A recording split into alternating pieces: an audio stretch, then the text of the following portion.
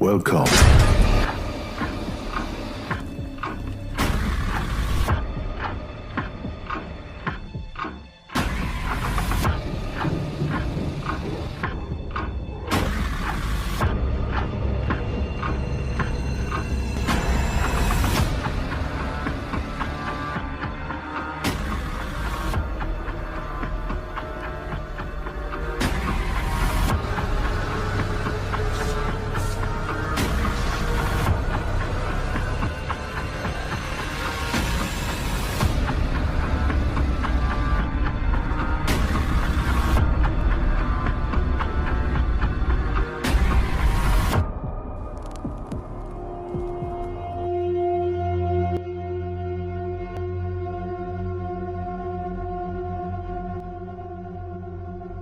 Selamat pagi. Apa betul ibu ini adalah ibunya Slamet? Ucap bu guru itu. Iya betul bu, saya adalah ibunya Slamet. Ada apa ya bu? Kok saya dipanggil ke sekolah? Tanyaku bingung. Minder bercampur takut. Maklumlah, karena aku hanyalah seorang ibu rumah tangga biasa yang hanya lulus SD saja. Jadi seringkali aku merasa tidak selevel jika berbicara dengan orang kantoran. Ibu, kalau boleh saya tahu, ibu kesehariannya kerja apa ya? Tanya ibu guru itu lagi. Saya hanyalah ibu rumah tangga biasa bu. Ya terkadang tetangga saya menyuruh saya menyetrika di rumah tetangga saya. Ucapku masih bingung. Oh begitu ya bu.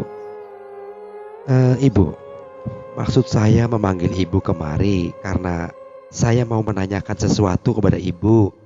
Ucap ibu guru. Nanya apa ya bu? Ngapunten, saya kalau pertanyaannya sulit tidak bisa menjawab. Ucapku jujur. Mungkin tanggapan itu terdengar lucu di telinga bu guru. Namun itulah aku dengan secetek kemampuanku. Pertanyaannya tidak sulit kok bu. Saya yakin ibu bisa menjawabnya karena ibu adalah ibundanya Slamet. Ucap ibu guru. Loh, kok menyangkut Slamet bu? Saya tambah bingung bu. Ngapunten, ucapku. Jadi gini bu, udah 2 minggu Slamet tidak masuk sekolah. Ada yang bilang ke saya kalau Slamet itu setiap hari berangkat sekolah pakai seragam. Tapi kok tidak sampai ke sekolah ya bu? Tanya ibu guru. Loh, Slamet mboten sekolah sudah 14 hari bu. Astagfirullahaladzim. Met Slamet, neng ngendi awakmu lele? Bu, Slamet itu setiap hari pamitan ke sekolah loh bu. Ini gimana jadinya? Kok dia nggak nyampe ke sekolah? Ucapku bingung bercampur geram dan malu. Begini saja bu, bagaimana kalau mulai besok jenengan membuntuti Slamet?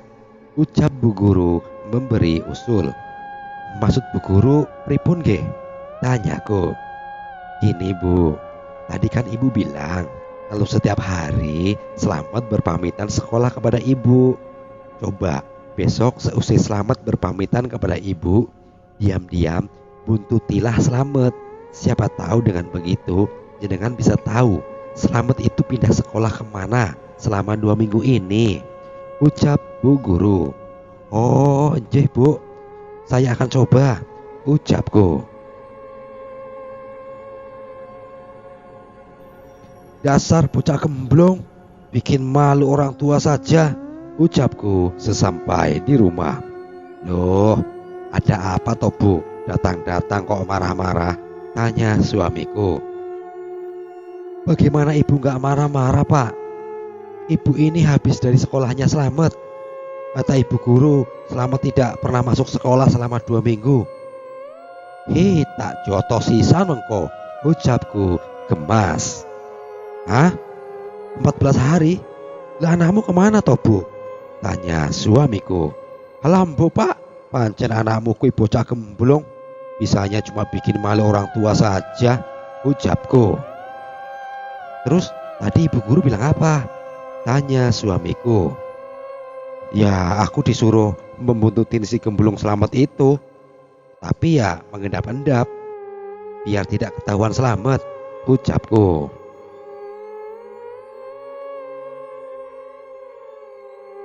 Mak, aku berangkat dulu ya, ucap Selamat sambil mencium tanganku. Iyo Met, ucapku singkat.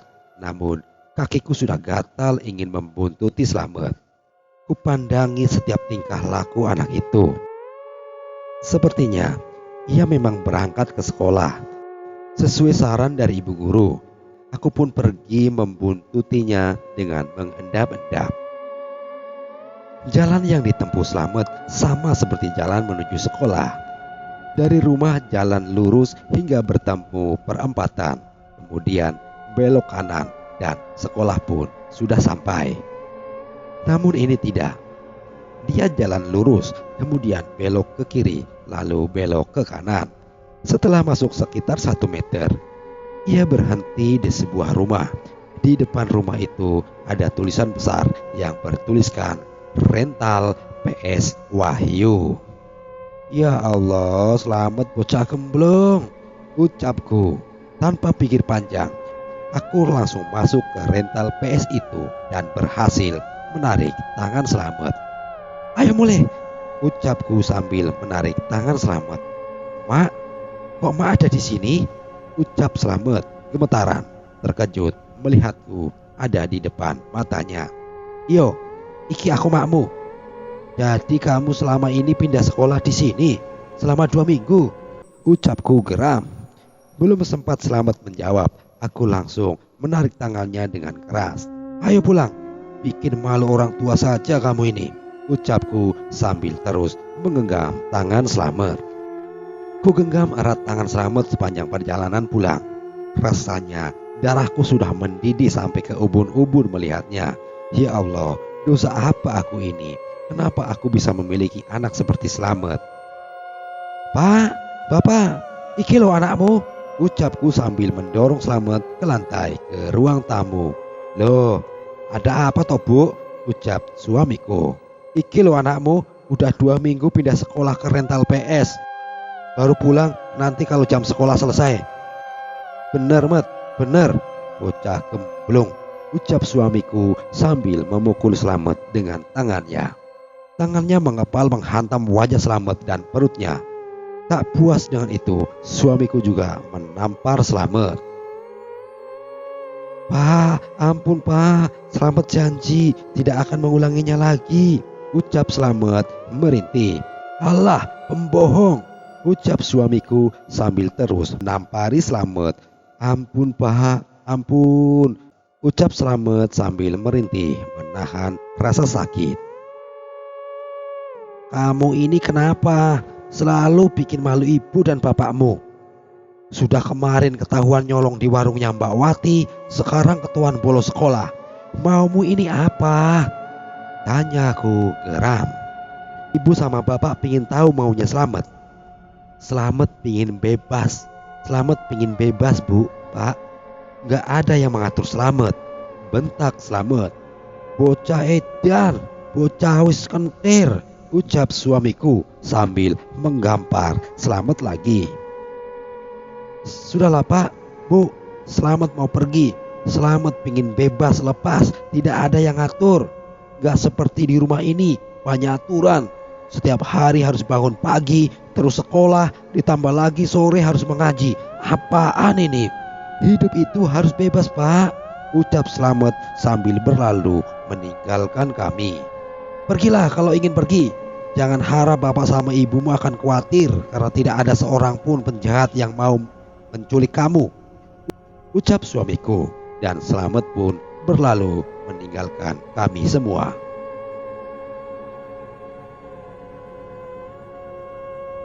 Matahari sudah ingin kembali ke peraduannya saat menandakan hari akan segera gelap.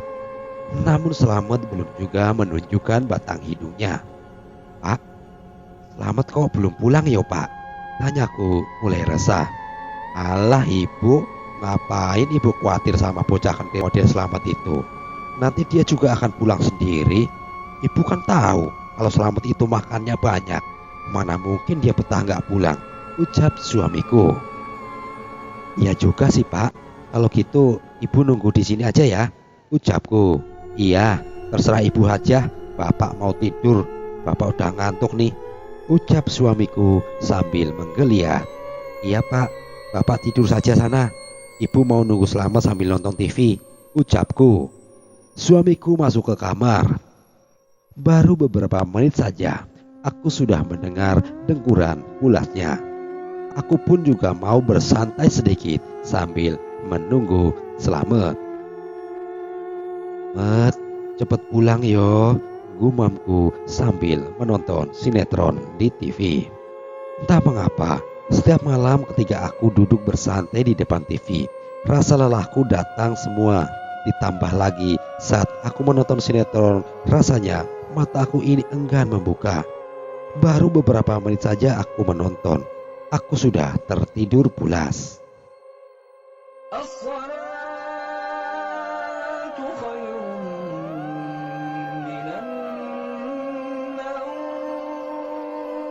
Ya Allah, sudah subuh rupanya. Aku harus bangun nih, sholat, kemudian memasak, supaya bisa menyetrika di rumah Bu Yuli, ucapku saat baru bangun dari tidur lelapku. Kemudian aku ke kamar mandi untuk membersihkan badanku dan melakukan rutinitasku di pagi hari. Rencanaku hari ini aku akan memasak sayur sop dengan menggoreng ikan asin. Makan nasi dengan lauk ikan asin adalah sesuatu yang disukai Selamat, anakku. Seusai memasak, aku pun memanggil suamiku yang tengah membelah bambu untuk dijadikan anyaman bambu. Biasanya warga di kampungku menggunakan anyaman bambu ini untuk dinding rumah. Pak, ayo kita sarapan, ajakku. Ayo Bu, hari ini masak apa toh? Tanya suamiku. Sayur sup Pak, sama goreng ikan asin, jawabku. Wah enak tenan nih Bu, pasti si Selamat suka, ucap suamiku. Iya Pak, oh iya, ngomong-ngomong Selamat kemarin pulang jam berapa ya Pak? Tanyaku. Lah mana Bapak tahu Bu, kan Bapak jam 8 udah tidur Bu, ucap suamiku enteng. Loh berarti Selamat gak pulang Pak, ucapku mulai panik. Tenang dulu Bu, pasti dia ada di dalam kamarnya, tukas suamiku. Bagaimana bisa dia ada di kamar Pak? Lawang kemarin sebelum tidur ibu sudah mengunci semua pintu dan jendela kok. Lalu Selamat mau masuk lewat mana? Tanyaku. Waduh, gini aja Bu, lebih baik kita periksa di kamarnya, ajak suamiku. Baik Pak, jawabku. Kami pun memeriksa kamar Selamat, namun tetap saja kosong. Kami periksa seluruh kolong-kolong rumah, hasilnya juga sama, kosong. Ya Allah, anak kita kemana ya Pak? Tanyaku geram, namun panik. Tenang dulu Bu, mungkin sebentar lagi dia akan datang, ucap suamiku berusaha mendinginkan suasana. Namun entah mengapa, hatiku jadi was-was tak karuan. Sepertinya ada sesuatu yang buruk yang terjadi pada anakku. Ya, kalau dipikir-pikir, memang dia anaknya nakal keluar batas. Namun, dia kan tetap anak kandungku.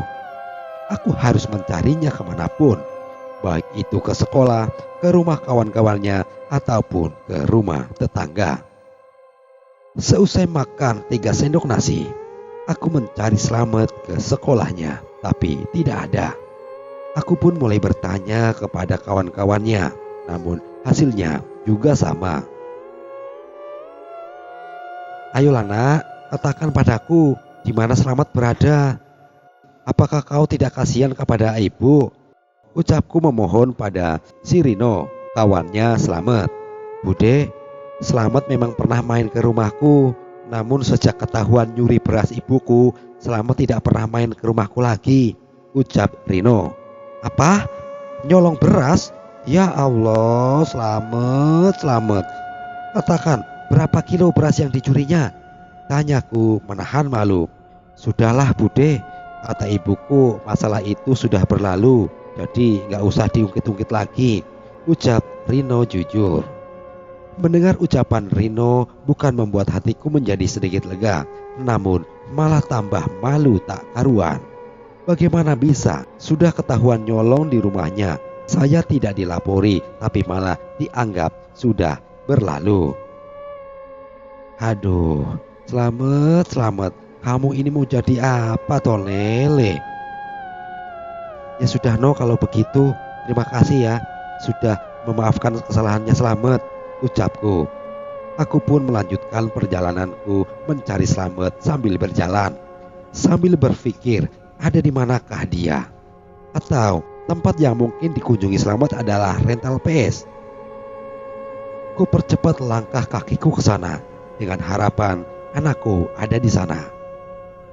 Makin cepat kulangkahkan kakiku dan akhirnya sampai juga.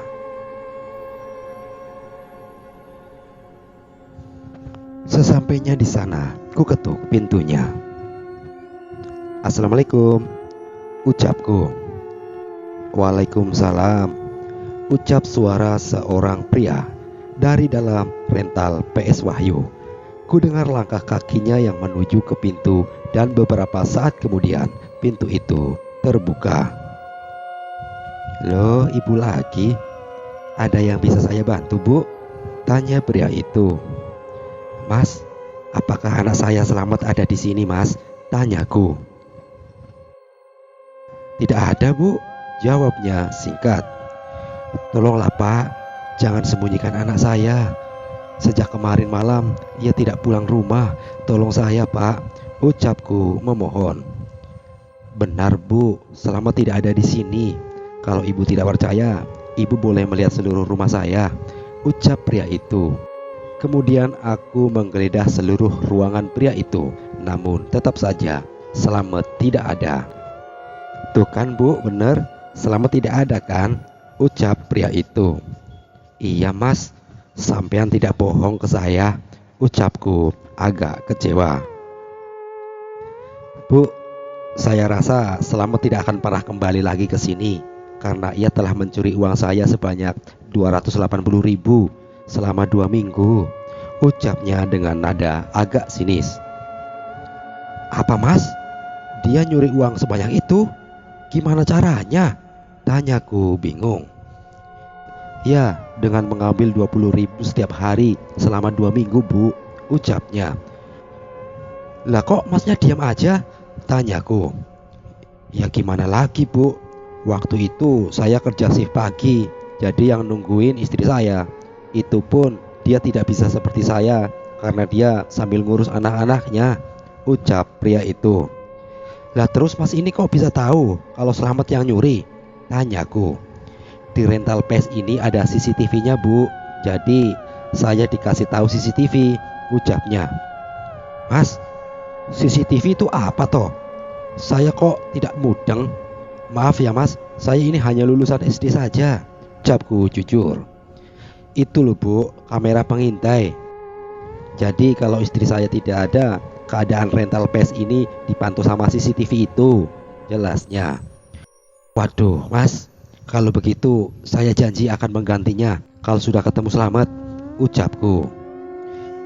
Iya Bu, saya tunggu ya buktinya, ucap pria itu. Setelah mendengar ucapan Mas rental itu, aku jadi lemas. Entah mengapa rasanya lututku ini seperti tak bertulang. Slamet, kamu kenapa selalu saja membuat onar di mana-mana?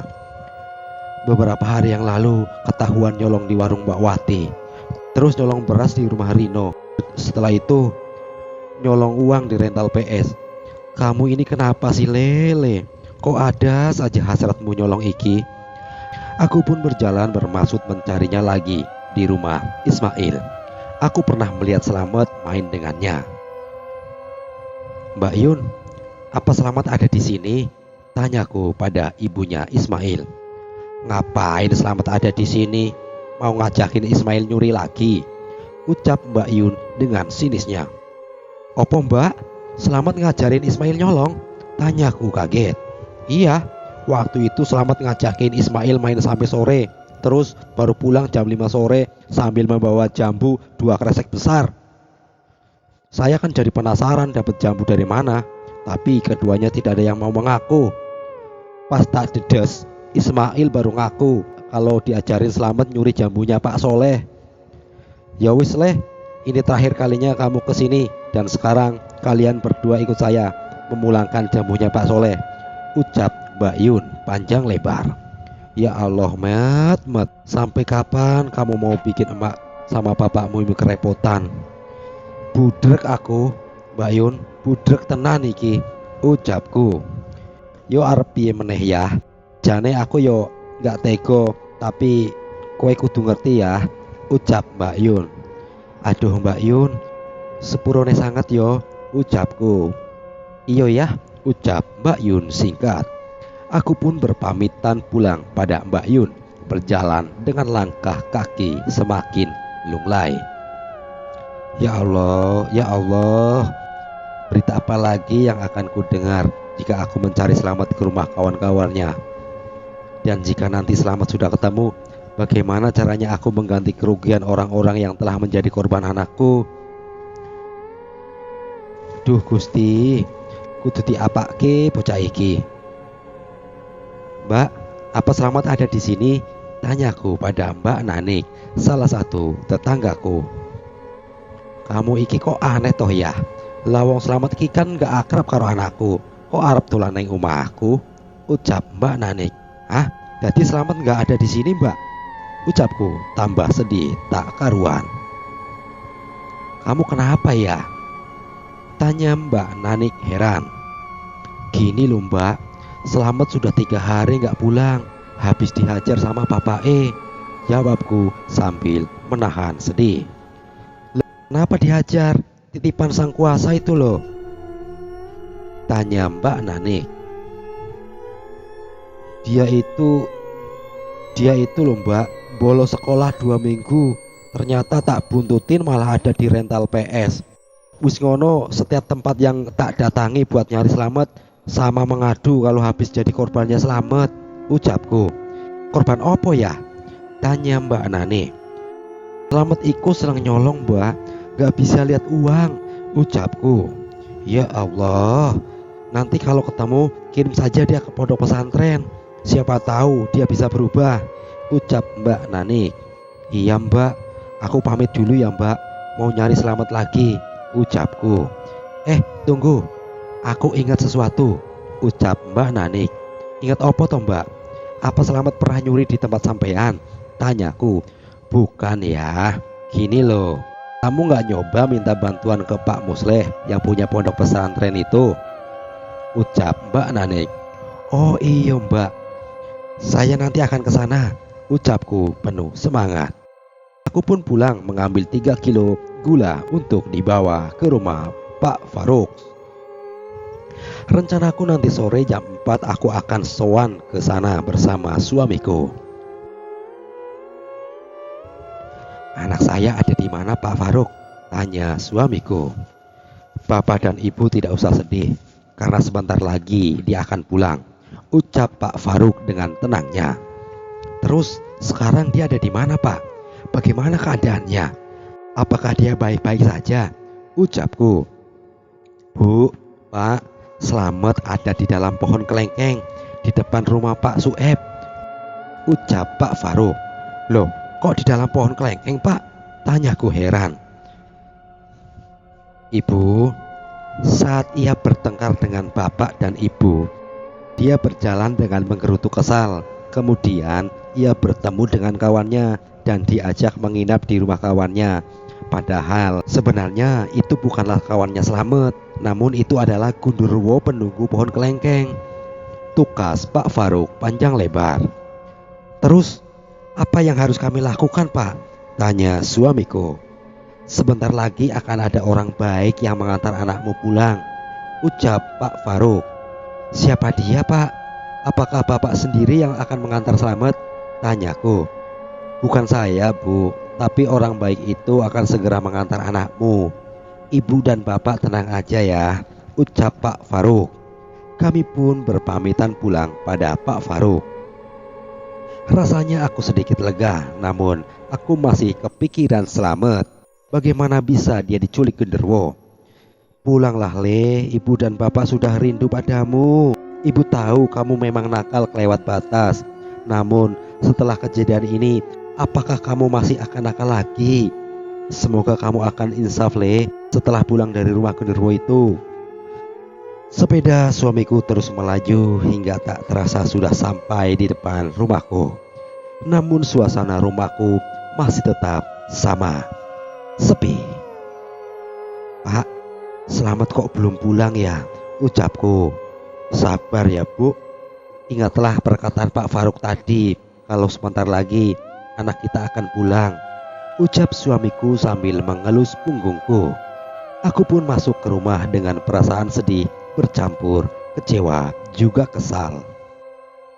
Bu, sebentar lagi dia pulang kok, ucap suamiku sambil memasukkan sepeda motornya.